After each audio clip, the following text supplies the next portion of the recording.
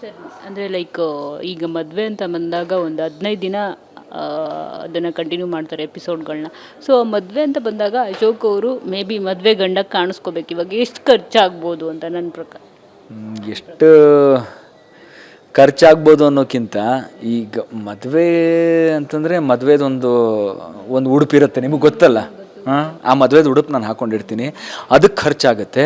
ಅದನ್ನು ಬಿಟ್ಟು ಜಾಸ್ತಿ ಖರ್ಚಾಗೋದು ಟೈಮು. ಯಾಕೆಂತಂದರೆ ಟೈಮ್ ತುಂಬ ಬೇಕಾಗುತ್ತೆ. ನಾವು ನೈಟ್ ಆ್ಯಂಡ್ ಡೇ ನಾವು ವರ್ಕ್ ಮಾಡಬೇಕಾಗುತ್ತೆ. ಯಾಕೆಂತಂದರೆ ಈ ಸೀರಿಯಲಲ್ಲಿ ಆ ಮದುವೆ ಸೀಕ್ವೆನ್ಸ್ ಏನಿದೆ ಅದು ಭಾಳ ಇಂಪಾರ್ಟೆಂಟ್ ಸೀಕ್ವೆನ್ಸು. ಸಾಕಷ್ಟು ಡ್ರಾಮಾ ನಡೆಯುವಂತಹ ಸೀಕ್ವೆನ್ಸು ನನ್ನ ಮದುವೆ ಸೀಕ್ವೆನ್ಸು. ಸುಮ್ಮನೆ ಮದುವೆ ಲೈಕ್ ವಾಲ್ಗ ಊದಿಸ್ಬಿಟ್ರು ಮುಗೀತು ಅನ್ನೋ ಥರದಲ್ಲಿಲ್ಲ. ಸೊ ಸಾಕಷ್ಟು ಡ್ರಾಮಾ ಇರೋದ್ರಿಂದ ಟೈಮ್ ತುಂಬ ಖರ್ಚಾಗುತ್ತೆ. ಬಟ್ ಅಷ್ಟು ಟೈಮ್ ಆದ್ರೂ ಕೂಡ ನಾವು ನೈಟ್ ಆ್ಯಂಡ್ ಡೇ ವರ್ಕ್ ಮಾಡಿದ್ರೂ ಕೂಡ ನಮಗೇನು ಬೇಜಾರಿಲ್ಲ. ಜನ ಇಷ್ಟಪಟ್ಟರೆ, ಜನಗಳು ಖುಷಿಯಾದರೆ, ಅವ್ರು ಚಪ್ಪಾಳೆ ತಟ್ಟಿದ್ರೆ ಮುಗೀತು, ನಾವು ಎಲ್ಲ ಸ್ಟ್ರೆಸ್ ಮರ್ತೋಗ್ಬಿಡ್ತೀವಿ. ಈಗ ಸೀತಾರಾಮ ಆದ ನಂತರ ಆದಿಲಕ್ಷ್ಮಿ ಪುರಾಣ. ಸೊ ಪ್ರಮೋಷನ್ ಏನಾದರೂ ಜಾಸ್ತಿ ಆಯಿತಾ ಹೇಗೆ ಅಂತ? ಮತ್ತು ಯಾಕೆ ಚೂಸ್ ಮಾಡಿದ್ರಿ ಈ ಪಾತ್ರ? ಪ್ರಮೋಷನ್ ಯಾವ ರೀತಿಲಿ ನೀವು ಹೇಳ್ತಿರೋದು? ಕಮರ್ಷಿಯಲಲ್ಲಿ ದುಡ್ಡು ವಯಸ್ಸು ಸಂಭಾವನೆ ಇಲ್ಲ, ಡಿಮೋಷನ್ ಆಗಿದೆ ಆ್ಯಕ್ಚುಲಿ. ಯಾಕೆಂತಂದರೆ ನೋಡಿ, ನಾವು ಅರ್ಥ ಮಾಡ್ಕೋಬೇಕು ಪ್ರೊಡ್ಯೂಸರ್ನ. ಈಗ ಪ್ರೊಡ್ಯೂಸರು ಭಾಳ ಚಾಲೆಂಜಿಂಗಾಗಿ ಈ ಒಂದು ಪ್ರಾಜೆಕ್ಟ್ನ ತೊಗೊಂಡಿದ್ದಾರೆ. ಆ್ಯಂಡ್ ಈ ಸೀರಿಯಲಿನ ಒಂದು ಪಾತ್ರವರ್ಗ ಬಹಳ ದೊಡ್ಡದು. ಹತ್ರ 40 ಜನ ವೆಲ್ ನೋನ್ ಆರ್ಟಿಸ್ಟ್ಗಳಿದ್ದಾರೆ ಈ ಸೀರಿಯಲಲ್ಲಿ, ಎಲ್ಲ ವೆಲ್ ನೋನ್ ಆರ್ಟಿಸ್ಟು. ಸೊ ಅವ್ರು ಇಷ್ಟು ದೊಡ್ಡ ಪ್ರಾಜೆಕ್ಟ್ ನಾವು ಚಾಲೆಂಜಿಂಗಾಗಿ ಮಾಡ್ತಿದ್ದಾರೆ ಅಂದಾಗ ನಾವು ಸ್ವಲ್ಪ ಯೋಚನೆ ಮಾಡಬೇಕಾಗುತ್ತೆ. ಒಂದಂತೂ ನಮಗೂ ಕೂಡ ಆಸೆ ಇರುತ್ತೆ, ಇಂಥ ಒಳ್ಳೆ ಪ್ರಾಜೆಕ್ಟಲ್ಲಿ ನಾವು ಕಾಣಿಸ್ಕೋಬೇಕು ಅಂತ. ಅದ್ರ ಜೊತೆಗೆ ಇಲ್ಲ, ನನ್ನ ಸಂಭಾವನೆ ಜಾಸ್ತಿ ಆಗಿದೆ, ನನಗೆ ಅಷ್ಟೇ ಸಂಭಾವನೆ ಕೊಡಬೇಕು ಅಂದಾಗ ಅವ್ರು ಬೇರೆ ಆಪ್ಷನ್ ಹುಡುಕ್ತಾರೆ. ಈ ಪಾತ್ರ ನನ್ನ ಕೈಯಿಂದ ತಪ್ಪೋಗುತ್ತಲ್ಲ. ಸೊ ಆ ಒಂದು ಕಾರಣಕ್ಕೆ ನಾನೇ ಒಂಚೂರು ಕಾಂಪ್ರಮೈಸ್ ಆಗಿ ಮಾಡ್ತಿದ್ದೀನಿ. ಬಟ್ ನನಗೇನು ಬೇಜಾರಿಲ್ಲ. ಈ ಒಂದು ಕೆಲಸ ಬಿಟ್ಟು ಬೇರೆ ಏನು ಮಾಡ್ತಿದ್ದಾರೆ ಅಶೋಕ್ ಅವ್ರೀಗ ಅಂತ? ಏನಾದರೂ ಬೇರೆ ಇದರಲ್ಲಾದರೂ ವರ್ಕಲ್ಲಾಗಿರ್ಬೋದು ತೊಡಗಿಸ್ಕೊಂಡಿದ್ದೀರಾ ಹೇಗೆ ಅಂತ? ಯಾರೇ ನನಗೆ ಈ ಪ್ರಶ್ನೆ ಕೇಳಿದ್ರು ಕೂಡ ನನಗೆ ಎಷ್ಟು ಭಯ ಆಗುತ್ತೆ ಗೊತ್ತಾ. ನಾನು ಆ್ಯಕ್ಚುಲಿ ಇದನ್ನು ಮಾಡಬೇಕು ಅಂತಲೇ ಬಂದವನು. ನಾನು ಇದನ್ನೇ ಮಾಡ್ತಿದ್ದೀನಿ ಆ್ಯಂಡ್ ಇದರಲ್ಲೇ ನಾನು ಸರ್ವೈವ್ ಆಗ್ತಿದ್ದೀನಿ. ಬಟ್ ಈಗ ನಾನೊಬ್ಬ ಆ್ಯಕ್ಟ್ರ್ ಅಂತ ಯಾರ ಹತ್ರನೂ ಹೇಳ್ಕೊಂಡ್ರೆ, ಹೌದಾ ಅದನ್ನು ಬಿಟ್ಟು ಇನ್ನೇನು ಮಾಡ್ತಿದ್ದೀರಾ ಅಂತ ಕೇಳ್ತಾರೆ. ನನಗೆ ಎಷ್ಟು ಭಯ ಆಗುತ್ತೆ ಗೊತ್ತಾ. ಇಲ್ಲ, ಹಾಡು ಅಂತಂದರೆ ನಾನು ಅದರಲ್ಲಿ ಮುಂದುವರಿಲಿಲ್ಲ. ನಾನು ಅಂದರೆ ಹಾಡು 1-2 ಹಾಡುಗಳು ಹಾಡಿದ್ದೀನಿ, ಅದು ಎರಡೂ ಸೂಪರ್ ಹಿಟ್ ಆಗಿದೆ. ಬಟ್ ನನಗೆ ಅಭಿನಯದಲ್ಲಿ ಜಾಸ್ತಿ ಆಸಕ್ತಿ ಇದ್ದಿದ್ದರಿಂದ ನಾನು ಹಾಡುಗಾರಿಕೆನ ನಾನು ನೆಗ್ಲೆಕ್ಟ್ ಮಾಡಿಬಿಟ್ಟೆ. ಇವಾಗ ನನಗೆ ಹಾಡು ಹಾಡೋಕ್ಕೂ ಭಯ, ಆ ಥರ ಆಗೋಗಿದೆ. ಇಲ್ಲ, ಜಿಂಗಿ ಚಕ ಬಂದ್ಮೇಲಂತೂ ಹೆಸರಾಗಿದೆ ನನಗೆ. ಅದೇನಿಲ್ಲ, ಬಟ್ ಹಾಡು ಹಾಡೋದಿದೆಯಲ್ಲ ಅದಕ್ಕೆ ತುಂಬ ಟೈಮ್ ಬೇಕು, ಪ್ರಾಕ್ಟೀಸ್ ಮಾಡಬೇಕು, ಅದಕ್ಕೆ ಪರಿಶ್ರಮ ತುಂಬ ಬೇಕು. ಆ್ಯಕ್ಟಿಂಗ್ ಅಂದರೆ ನಾನು ಹಿಂಗೆ ಮಾಡ್ತೀನಿ, ನನಗೆ ಭಯನೇ ಇಲ್ಲ. ನಿಮ್ಮಲ್ಲಿ ತುಂಬ ಮಲ್ಟಿ ಟ್ಯಾಲೆಂಟ್ ಇದೆ. ಎಲ್ಲೋ ಒಂದು ಕಡೆ ಒಂದಕ್ಕೆ ಸೀಮಿತ ಆಗಿ ನಿಮ್ಮನ್ನು ನೀವು ಕಿಲ್ ಮಾಡ್ಕೊಳ್ತಾ ಇದ್ದೀರ ನಿಮ್ಮ ಟ್ಯಾಲೆಂಟ್. ನಿಜ ನಾನು ಉಪಯೋಗಿಸ್ಕೊತಾ ಇಲ್ಲ. ಎಷ್ಟೋ ಜನ ನನಗೆ ಹೇಳಿದ್ದಾರೆ, ನನಗೂ ಅನಿಸುತ್ತೆ ಉಪಯೋಗಿಸ್ಕೋಬೇಕು ಅಂತ ಅನಿಸುತ್ತೆ. ಬಟ್ ಗೊತ್ತಿಲ್ಲ, ಅದು ಯಾಕೋ ಮೈಂಡ್ ಸೆಟ್ಟು ನಂದು ಸದ್ಯಕ್ಕೆ ಆ ಥರ ಇಲ್ಲ.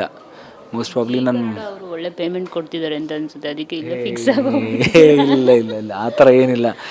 ಪೇಮೆಂಟ್ ಹೊರತಾಗಿ ಬೇರೆ ಇರುತ್ತಲ್ವ ಜೀವನ, ಒಂದು ಸ್ಯಾಟಿಸ್ಫ್ಯಾಕ್ಷನ್ ಅನ್ನೋದು ಇರುತ್ತಲ್ವ, ಅದು ಮುಖ್ಯ. ನನಗೆ ನನ್ನ ಕೆಲಸದಿಂದ ಸ್ಯಾಟಿಸ್ಫ್ಯಾಕ್ಷನ್ ಸಿಗುತ್ತೆ. ಅವ್ರು ಕೊಡುವಂಥ ಸಂಭಾವನೆಯಿಂದ ನನಗೆ ಸ್ಯಾಟಿಸ್ಫ್ಯಾಕ್ಷನ್ ಸಿಗಲ್ಲ. ನನಗೆ ಅವ್ರು ಕೊಡುವಂಥ ಸಂಭಾವನೆಯಿಂದ ನನ್ನ ಜೀವನ ನಡೀತಾ ಇದೆ. ಬಟ್ ಸ್ಯಾಟಿಸ್ಫ್ಯಾಕ್ಷನು ನಾನು ಮಾಡೋ ಕೆಲಸದಿಂದ ನನಗೆ ಸಿಗುವಂಥದ್ದು. ಸೊ ನಿಮ್ಮ ಪ್ರಶ್ನೆಗೆ ನಾನು ವಾಪಸ್ ಬರ್ತೀನಿ. ದಟ್ ಜನ ನನಗೆ ಈ ಥರ ಕೇಳಿದಾಗ, ಸರ್ ಇದನ್ನು ಬಿಟ್ಟು ಬೇರೆ ಏನು ಮಾಡ್ತಿದ್ದೀರಾ ಅಂದಾಗ, ಹೌದಾ ಹಾಗಾದ್ರೆ ಇದು ಕರಿಯರ್ ಚಾಯ್ಸಾಗಿ ನಾನು ತೊಗೊಳಕ್ಕಾಗಲ್ವಾ?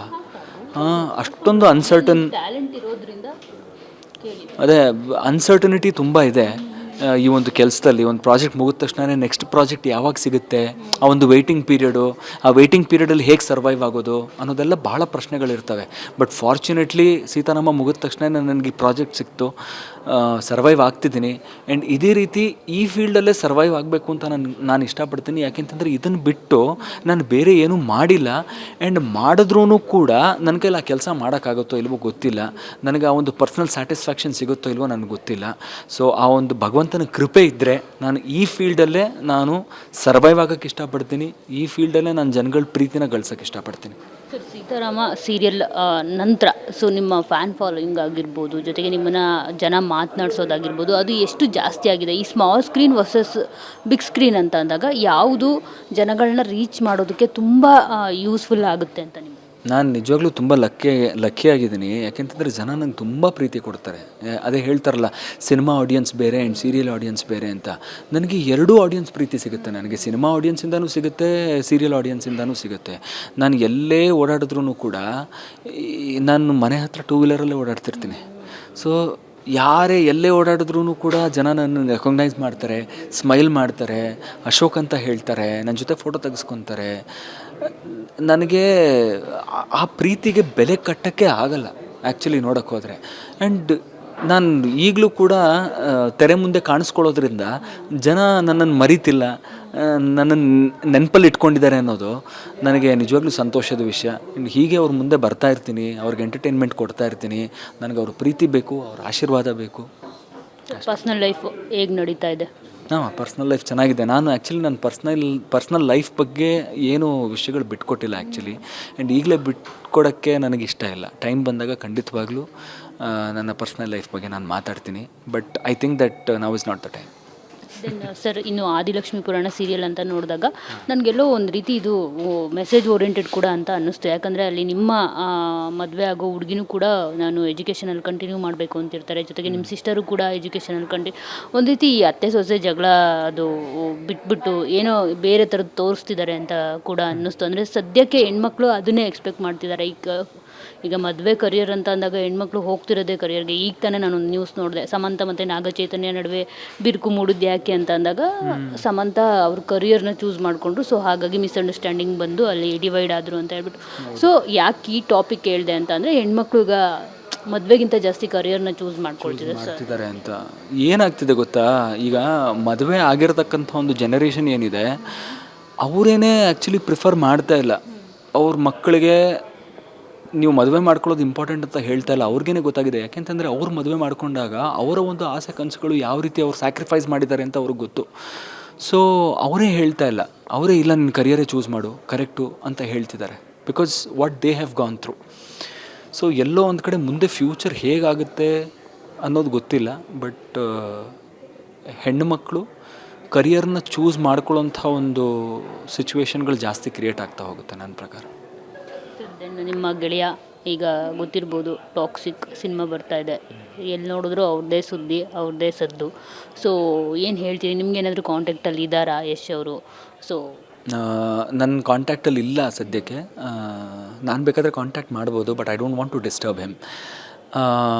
ಈಗ ಟಾಕ್ಸಿಕ್ ಸಿನಿಮಾ ಯಾವ ಹಂತದಲ್ಲಿದೆ, ಮುಗ್ದಿದೆಯಾ ಏನು ಅಂತ ನನಗೆ ಗೊತ್ತಿಲ್ಲ. ಬಟ್ ನನಗೇನು ಫೋನ್ ಬಂದಿಲ್ಲ. ಏನಂತಂದರೆ ಒಳ್ಳೆ ಪಾತ್ರ ಇದ್ದರೆ ಮೋಸ್ಟ್ ಪ್ರಾಬ್ಲಿ ಫೋನ್ ಬರೋದೇನೋ. ಬಟ್ ಆ ರೀತಿಯಾದಂಥ ಪಾತ್ರ ಯಾವುದೂ ಇಲ್ಲ ಅಂತ ಕಾಣುತ್ತೆ. ಬಟ್ ಯಶ್ ನನ್ನ ಗೆಳೆಯ ಆಗಿರೋದ್ರಿಂದ ಒಂದು ಸಣ್ಣ ಪಾತ್ರ ಆದರೂ ಕೂಡ ನಾನು ಮಾಡೋಕ್ಕೆ ಇಷ್ಟಪಡ್ತೀನಿ. ಆ್ಯಂಡ್ ಅದು ಬ್ಯಾಕ್ ಟು ಬ್ಯಾಕು ನಾನು ಯಶ್ ಜೊತೆ ಸಿನಿಮಾಗಳು ಮಾಡಿದ್ದು ಮೋಸ್ಟ್ ಪ್ರಾಬ್ಲಿ ಆ ರೀತಿಯಾದಂಥ ಒಂದು ಪಾತ್ರ ಬಂತು. ಆ್ಯಂಡ್ ಆ ಪಾತ್ರಕ್ಕೆ ನಾನು ಸೂಟ್ ಆದೆ. ಸೊ ಹಾಗಾಗಿ ಬ್ಯಾಕ್ ಟು ಬ್ಯಾಕ್ ಮಾಡೋವಂಥ ಒಂದು ಅವಕಾಶ ಸೃಷ್ಟಿಯಾಯಿತು. ಆ್ಯಂಡ್ ಅದಾದಮೇಲೆ ಏನಾಯಿತು ಅಂತಂದರೆ, ಎಲ್ಲೇ ಹೋದ್ರು ಸರ್ ಎಲ್ಲ ಯಶ್ ಸಿನಿಮಾಗಳಲ್ಲೂ ನೀವು ಇರ್ತೀರಾ. ಸೊ ನನಗಿವಾಗ ಹೆಂಗಾಗಿದೆ ಅಂತಂದರೆ, ಯಶ್ನ ಮೀಟ್ ಮಾಡಿದಾಗ ಸಣ್ಣ ಪಾತ್ರ ಆದರೂ ಪರವಾಗಿಲ್ಲ, ನನಗೆ ಕೊಡು, ನಾನು ನಿನ್ನ ಜೊತೆ ಇರಬೇಕು, ಜನ ತುಂಬ ಎಕ್ಸ್ಪೆಕ್ಟ್ ಮಾಡ್ತಿದ್ದಾರೆ, ನೀನು ಎಲ್ಲ ಸಿನಿಮಾಗಳಲ್ಲೂ ನಾನು ಇರಬೇಕು ಅಂತ. ಇರಲೇಬೇಕು ಅನ್ನೋ ಥರದಲ್ಲಿ ಈ ವಿಷಯನ ನಾನು ಇನ್ನೂ ಹೇಳೋಕ್ಕಾಗಿಲ್ಲ ಯಶ್ಗೆ. ಬಟ್ ಏನೋ ಜನಗಳ ಪ್ರೀತಿ ಅಷ್ಟೇ. ಸೊ ಅದೇ ಅವಕಾಶ ಸಿಕ್ಕಿದಾಗ ನಾನು ಖಂಡಿತವಾಗ್ಲೂ ಈ ವಿಷಯ ಹೇಳ್ತೀನಿ. ಪರವಾಗಿಲ್ಲ, ಒಂದು ಹಿಂಗೆ ಬಂದು ಹೋಗೋ ಪಾತ್ರ ಆದರೂ ಪರವಾಗಿಲ್ಲ, ಕೊಟ್ಬಿಡು ಅಂತ ಹೇಳ್ತೀನಿ. ಎಸ್. ಸೊ ಆದಿಲಕ್ಷ್ಮಿ ಪುರಾಣ ನೀವು ಪ್ರೋಮೋನ ನೋಡಿ ಬಹಳ ಮೆಚ್ಕೊಂಡಿದ್ದೀರಾ, ತುಂಬ ಇಷ್ಟಪಟ್ಟಿದ್ದೀರಾ. ಟೆಕ್ನಿಕಲ್ ಪಾಯಿಂಟ್ ಆಫ್ ವ್ಯೂಯಿಂದ ಆಗಿರ್ಬೋದು, ಪಾತ್ರ ಆಗಿರ್ಬೋದು, ಸ್ಟೋರಿ ಆಗಿರ್ಬೋದು. ನೀವು 8ನೇ ತಾರೀಕಿಗೆ ಸೀರಿಯಲ್ ನೋಡಿದಾಗ ನಿಮಗೆ ಖಂಡಿತವಾಗ್ಲೂ ಡಿಸಪಾಯಿಂಟ್ ಆಗಲ್ಲ ಅನ್ನೋ ಒಂದು ಭರವಸೆ ನಾನು ನಿಮಗೆ ಕೊಡ್ತೀನಿ. ಖಂಡಿತವಾಗ್ಲೂ ನಿಮಗೆ ಸೀರಿಯಲ್ ಇಷ್ಟ ಆಗುತ್ತೆ.